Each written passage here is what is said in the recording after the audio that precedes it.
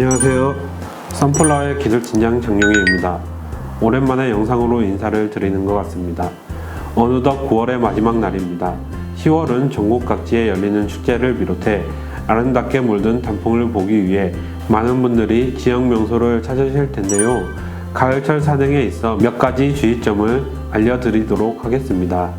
첫 번째로 등산을 하다 보면 산을 오를수록 기온이 떨어지고 흘리던 땀이 식으면서 체온이 급격하게 떨어질 수 있기 때문에 여분의 옷을 준비하시기 바랍니다. 또한 열량 보충을 위해 간단한 비상식량을 챙기는 것을 추천드립니다. 두 번째로 등산 코스와 시간을 미리 파악하는 것입니다. 가을철은 해가 빠르게 지기 때문에 시간 계산을 하지 않으면 급히 하산을 해야 하는 상황이 일어날 수 있고, 그렇게 서두르다 보면 안전사고 발생 확률이 높아집니다. 마지막으로 등산 전 스트레칭으로 굳어있는 몸의 근육과 관절을 충분히 풀어주는 것이 좋습니다. 가을철을 맞아 이산시 주의점을 몇 가지 말씀드렸는데요. 간단한 산행이라고 무시하지 마시고 철저한 준비로 안전사고에 유의하면서 즐거운 단풍 구경을 하시기 바랍니다. 오늘은 태양광 발전 사업 전반에 대한 이슈를 정리해보는 시간을 갖도록 하겠습니다.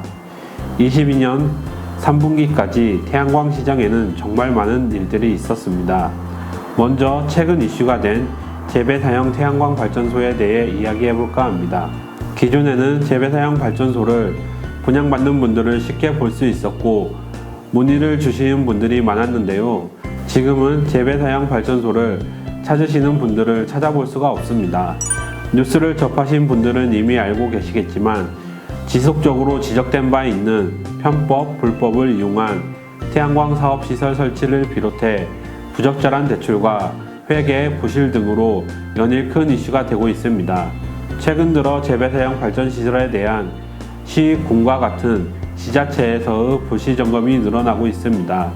실제 건물의 용도와 맞지 않게 사용하는 경우 경고 또는 벌금 등의 제재를 가하고 있습니다.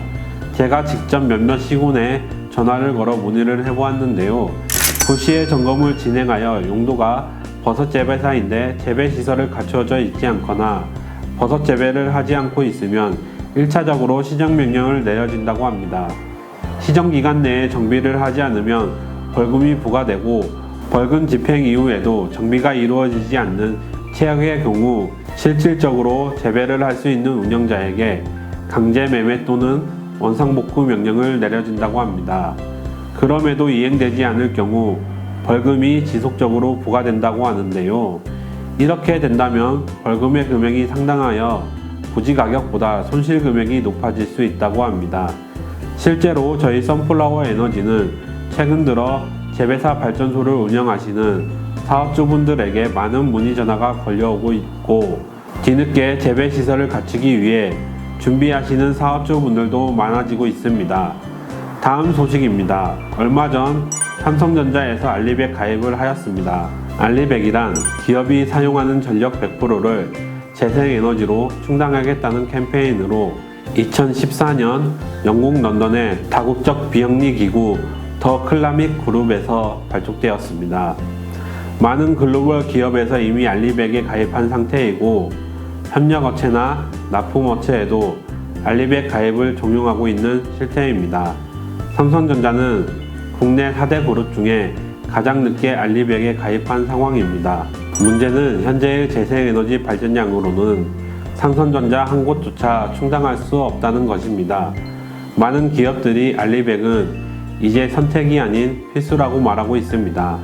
하지만 현 정부는 친환경보다 원자력 발전 쪽에 비중을 돌린 상황입니다.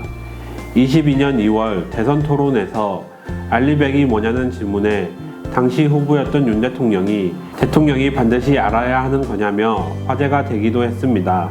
앞서 유럽연합의 경우 까다로운 조건을 붙여 원전을 녹색 분류 체계에 포함시켰는데요. 지난 9월 우리 정부도 원자력 발전을 친환경 경제활동에 포함하겠다고 밝힌 바 있습니다.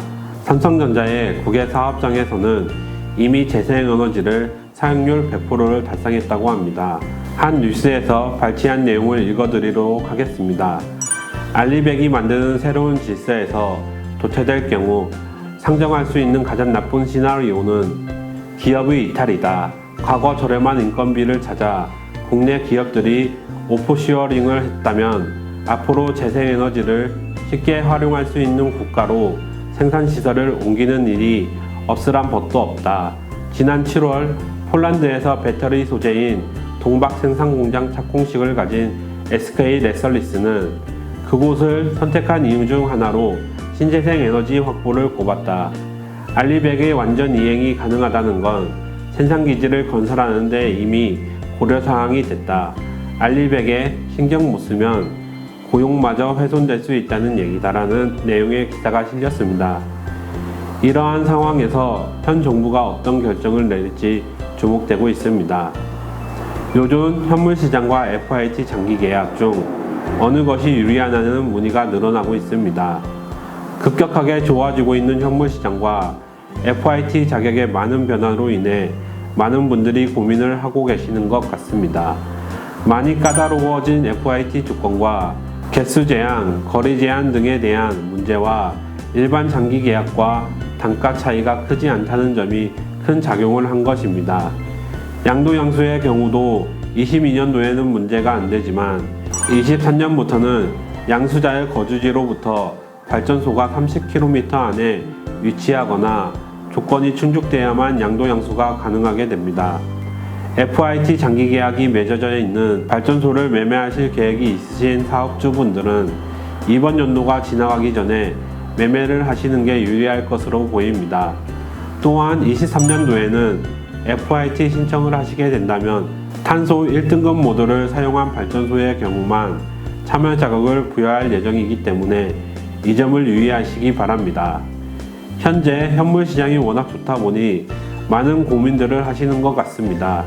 현물시장과 장기계약 혹은 FIT 장기계약을 비교해보면 S&P는 같은 가격을 받지만 장기계약이나 FIT 계약은 알리시가 0원인 반면 현물시장은 평균가인 63,000원대보다 낮은 6만원에 판매한다 해도 월 평균 10개의 알리시가 발생한다고 가정하였을 때 60만원의 수익이 더 나옵니다.